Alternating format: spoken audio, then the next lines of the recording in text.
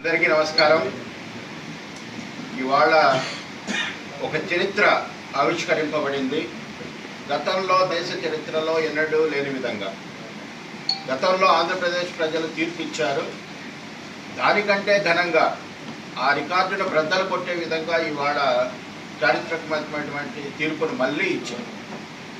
అప్పుడు అహంకారపూరితమైనటువంటి కాంగ్రెస్ ప్రభుత్వం ఎన్టీఆర్ను బర్తరఫ్ చేస్తే అహం దెబ్బతిన్నటువంటి అంటే వాళ్ళ కోరికని భిన్నంగా చేసినటువంటి తెలుగు వారికి అవమానం చేసినటువంటి తెలుగు ఆత్మగౌరవాన్ని దెబ్బతీసినటువంటి సందర్భంలో తెలుగు ప్రజలందరూ ఉమ్మడి రాష్ట్రంలో అతి తక్కువ మెజార్టీని కాంగ్రెస్కు తక్కువ సీట్లను కాంగ్రెస్కు కట్టబెడితే ఇవాళ మళ్ళీ ఈ భారతదేశ చరిత్రలో ఎక్కడా లేనటువంటి విధంగా కేవలం 11 సీట్లను మాత్రమే వైఎస్ఆర్సీపీకి ఇచ్చి ఇవాళ మరొక రికార్డు నెలకొల్పారు.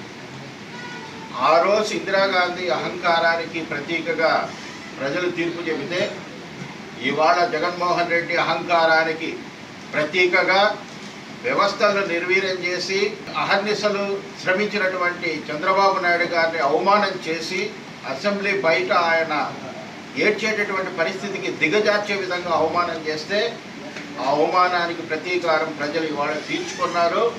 ఎన్నడూ లేనటువంటి విధంగా నీకు 11 మాత్రమే సీట్లు ఇచ్చారు. కాబట్టి అహంకారపూరితంగా ప్రవర్తించినటువంటి ఏ నాయకులైనా ఈ ప్రజాస్వామ్యంలో మనుగడ సాధించలేరు. అందుకు ఉదాహరణ ఇవాళ జగన్మోహన్ రెడ్డి గారి ప్రభుత్వంలో వ్యవస్థలన్నీ నిర్వీర్యమైనాయి. ప్రజలందరూ కూడా భయం గుప్పట్లో ఎప్పుడెప్పుడు ఈ ప్రభుత్వాన్ని కూలదోస్తామా అన్నటువంటి దాంతో ఇవాళ ఎన్నికల కోసం వేచి ఉన్నారు. మనం కూడా గతంలో మాట్లాడుకున్నాం. ఎన్నికలు వస్తాయా బంగాళాఖాతంలో వేచి చూడాలన్నటువంటిది మనం ఇక్కడ కూడా మాట్లాడుకున్నాం. అదే ఎన్నికల దాకా వేచి చూశారు. ఇవాళ ప్రభుత్వాన్ని బంగాళాఖాతంలో అదేవిధంగా ఈరోజు తెలుగుదేశం పార్టీ ముఖ్యంగా ఈ విజయానికి ముఖ్యమైనటువంటి కారణం ఎవరంటే కనుక మా లోకేష్ బాబు. మొత్తం జనాభాలో 60% యువతనందరినీ కూడా యువత పట్ల ఏం అన్యాయం జరుగుతూ ఉంది, యువతకు ఏమవసరము అనేటువంటి విషయాలు కనుక్కోవడానికి యువగళం పాదయాత్ర అనేటువంటిది ఇవాళ ఇంతటి ఘన విజయానికి కారణమైంది.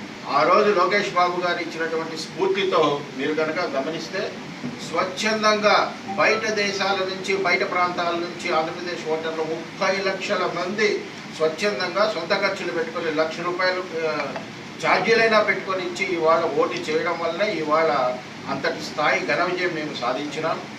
దీనికి స్ఫూర్తి నింపినటువంటి లోకేష్ బాబు గారికి ధన్యవాదాలు తెలియజేస్తూ, అలాగే కష్టకాలంలో నిలబడినటువంటి ప్రతి కార్యకర్తకి, ఎందుకంటే వైసీపీ ప్రభుత్వంలో తెలుగుదేశం జెండా పట్టుకుంటే కేసు పెడతారు, తెలుగుదేశం గురించి మాట్లాడితే కొడతారు, చంపేస్తారు, తెలుగుదేశం గురించి మాట్లాడితే రేషన్ కార్డు కట్ చేస్తారు, తెలుగుదేశం గురించి మాట్లాడితే ఏం జరుగుతుందో అన్నటువంటి ఆందోళనతో బిక్కుమన్నటువంటి సమయంలో కూడా ఎంతో తెగువ చూపించి ఇవాళ బయటకు వచ్చి తెలుగుదేశం పార్టీనే ఇంకొకటి ఈ రాష్ట్రానికి ఆల్టర్నేట్ అవుతుంది, ఆదర్శం అవుతుంది, తెలుగుదేశం పార్టీతోనే రాష్ట్ర భవిష్యత్తు ఉంటుందని చెప్పి తెగించినటువంటి ప్రతి కార్యకర్తకి మేము ఇవాళ పాదాభివందనాలు తెలియజేస్తూ ఈ విజయాన్ని వారికి కూడా అంకితం చేసుకోవాలి.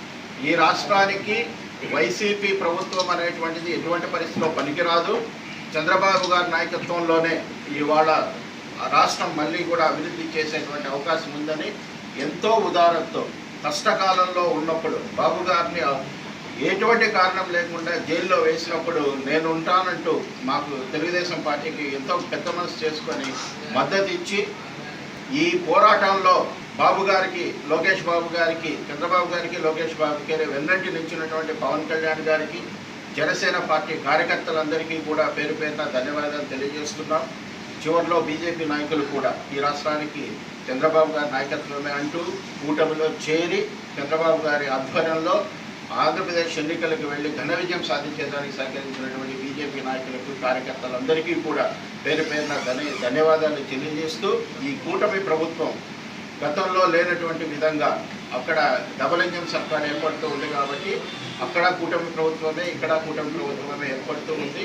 అందులో కూటమిలో చంద్రబాబు నాయుడు గారి పాత్ర అత్యధికంగా ఉంటుంది కాబట్టి రాష్ట్రానికి మరింత అన్ని నిధులు వస్తాయని ఆశిస్తున్నాం. ఖచ్చితంగా ఈ 5 సంవత్సరాల కాలంలో ఒక బంగారు పరిపాలన వచ్చేసి ఆంధ్రప్రదేశ్ మళ్ళీ కూడా అద్భుతంగా గత వైభవం సాధించి ప్రపంచ దేశాలన్నీ కూడా ఆంధ్రప్రదేశ్ని గర్వంగా చూసుకునే విధంగా అమరావతిని నిర్మించుకోవడం కానీ అక్కడ ఇండస్ట్రీస్ అన్నింటినీ తీసుకురావడం కానీ పోలవరం పూర్తి చేసుకునేటువంటి కార్యక్రమాలన్నీ కూడా తెలుగుదేశం ప్రజలందరూ కూడా ఆకాంక్షించిన విధంగా పూర్తవుతాయి.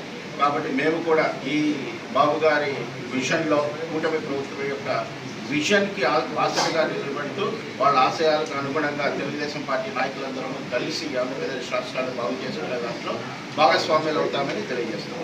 చిన్న పొరపాట్ల వల్ల రాజంపేటలో ఓటమి కావడం జరిగింది. ప్రజలు తీర్పిచ్చారు కాబట్టి దాన్ని ఖచ్చితంగా శిరసా వహించాల్సిందే. కాబట్టి అంత తక్కువ నేరో ఓట్లతో ఓటమి కారణమైనటువంటి అంశాలన్నింటినీ కూడా అంతర్గతంగా మేము చర్చించుకుంటాం.